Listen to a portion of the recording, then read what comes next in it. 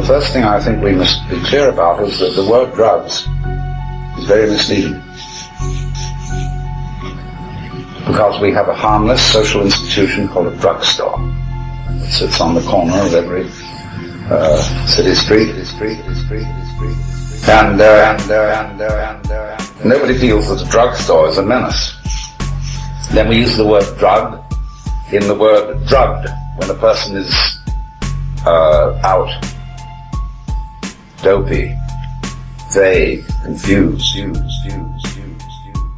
And among those drugs or chemicals which do alter consciousness, there are vastly different substances, vastly different effects, ranging from caffeine, aspirin, alcohol, marijuana, LSD, mescaline, DMT, psilocybin, heroin, opium, so on. And we should treat each one of them separately, instead of lumping them all together, because they're quite different. Now, to put the cat among the pigeons, and you may know this already, and I may be telling no news, but I want to make a provocative statement. The laws of the United States and the programs, government-sponsored, concerning the use of addictive drugs are a total failure. Not only a total failure, but they're making the problem worse.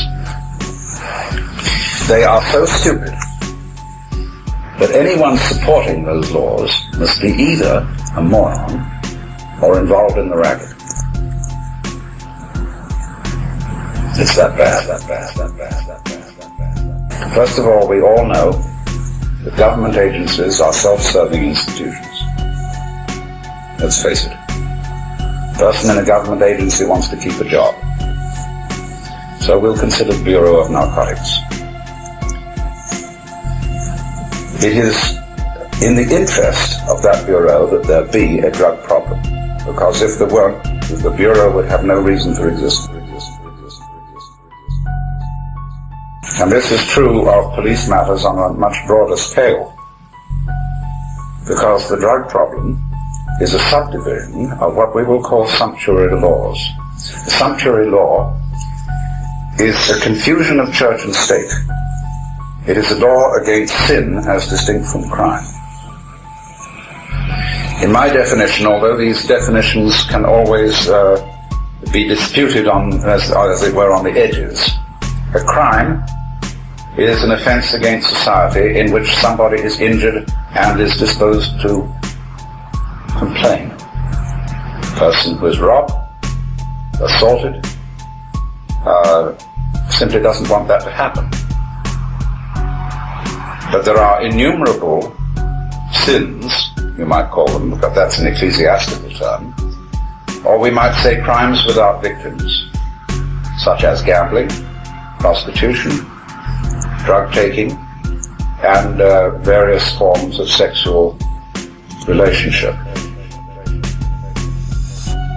And when you try to regulate these things by law, you invariably enter into a super colossal mess. Not only is it that government agencies against these things, we'll say narcotics squads, vice squads, so on, have a vested interest in their continuance. But also by prohibiting them, you put up the price of engaging in them.